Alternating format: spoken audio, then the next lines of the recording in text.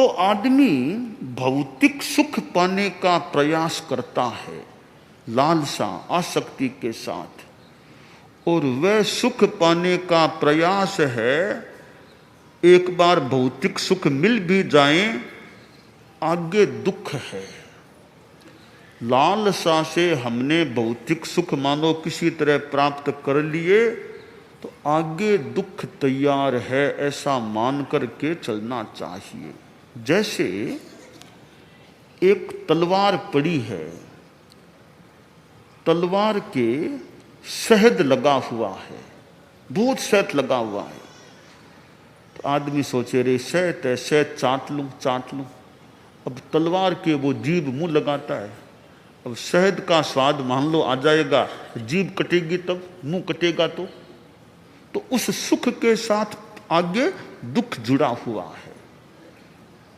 पर भौतिक सुखों की आकांक्षा वाला व्यक्ति कई बार वो सुख के पीछे चला जाता है, उस अगले दुख की परवाह नहीं करता, उसे पता नहीं होता। एक बार इतना सुख लगता है कि फिर वो भले आगे दुख के गर्त में भी पड़ जाता है, बाद में भले पश्चाताप भी करे, यह क्या किया मैंने।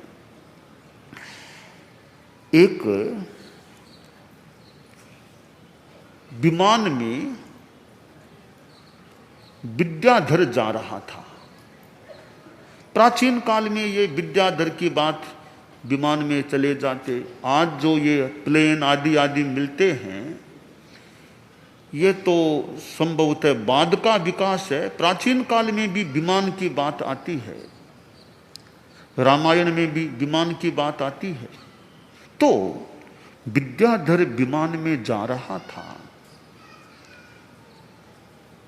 उसने नीचे देखा धरती पर एक आदमी पेड़ के लमुटे हुए पेड़ से लटक रहा है।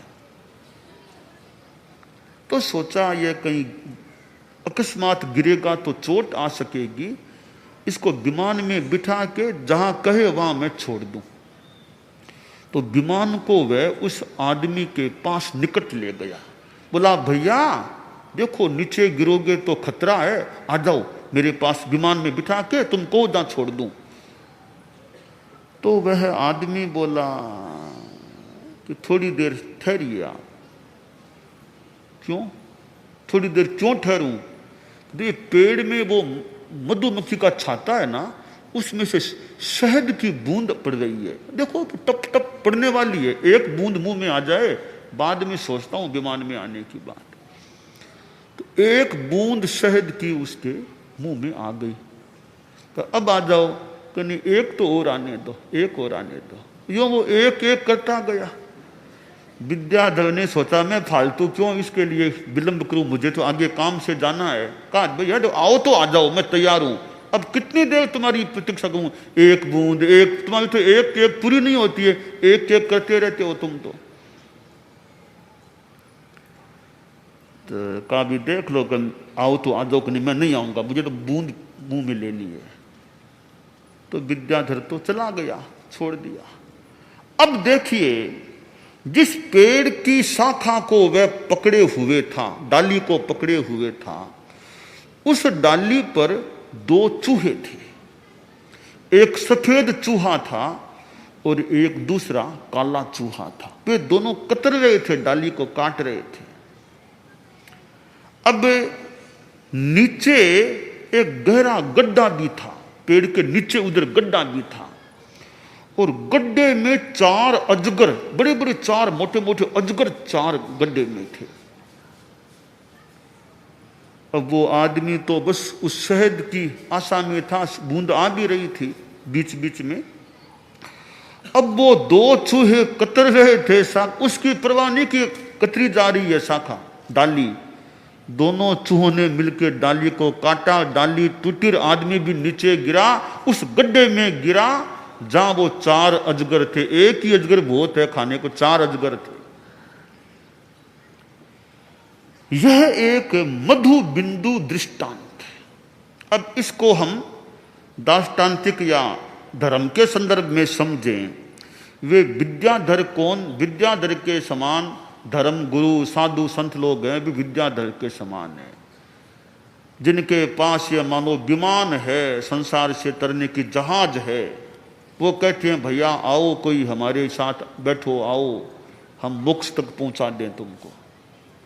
पर सामान्य सांसारिक आदमी कहता है कि महाराज ठीक है, विमान आपके पास, जहाज है, अभी ठहरिए, थोड़ी सुखों का ये बूंदें आ रही है, सांसारिक भौतिक ऐश आराम सुख, इनकी बूंदें आ रही है, थोड़ी शराब और पी लें, थोड़ी और शराब पी लेते हैं, देखते हैं तो वो बूंदें आ रही है। वो संत कहते हैं भैया देखो, आओ बैठो तो बैठो, श्रावक व्रत ले लो, वो धर्म के व्रत ले लो, नियम के देखो बाद में लेंगे कभी, अभी आप ठहरो, बाद में कभी सोचेंगे। तो संतों की गुरुओं की बात वो आदमी मानता नहीं है। तो संतों ने आगे बिहार किया, अभी चलो अपने आगे आगे जाना, अपने तो चौमासा हो गया, बिहार करो। अब उनको तो वो भौतिक सुखों की शराब आदि आदि बूंदें आ रही है, सुख मिल रहे हैं। अब वो जो शाखा है, वो शाखा क्या है, हमारा मनुष्य जीवन का आयुष्य वो शाखा है। उस आयुष्य के आधार पर हमारा जीवन अभी चल रहा है, वो शाखा आयुष्य कर्म की शाखा है। अब दो चूहे, सफेद और काला, दिन और रात, दिन सफेद चूहे के समान है, रात काले चूहे के समान है। दिन रात जा रहे हैं, हमारी आयुष्य की उस शाखा को दिन रात मानो कतर रहे हैं, काट रहे हैं, करते करते करते करते एक क्षण ऐसा आता है वो शाखा पूर्णतया कट जाती है। वो आयुष्य की शाखा कटी, मान लो 80 आ गए, 90 आ गए, 100 आ गए, 110 कितने आ गए, जितने आने थे, वो आयुष्य की शाखा छिन्न होती है, कटती है, तो जीवन पूरा हो गया। अब आदमी फिर कहां, वो गड्ढा या संसार का गड्ढा है, इसमें 4 अजगर, नरक गति 1 अजगर, त्रियंच गति दूसरा अजगर, मनुष्य गति तीसरा अजगर और देव गति चौथा अजगर। ये 4 गतियां रूपी 4 अजगर हैं। अब इनके मुंह में आता है आदमी, फिर वो कभी नरक में कभी कहीं भ्रमण कर सकता है। तो आदमी ये जो पुण्य कह दें, भौतिक सुख जो पुण्य से संबंधित हो सकते हैं, उनके लिए लालायित रहता है। तो आगे परिणाम क्या आया, दुख का। तो आयुष्य तो पूरा हो गया, कुछ सुख भोग लिए संसार के, फिर ये आगे गतियों में भ्रमण करना। तो पुण्यम तन्न विमुक्त, ये संबोधि के इस श्लोक में कहा गया है, वो पुण्य है, वो मुक्ति दिलाने वाला नहीं होता। मुक्ति तो मिलेगी संबर और निर्जरा से।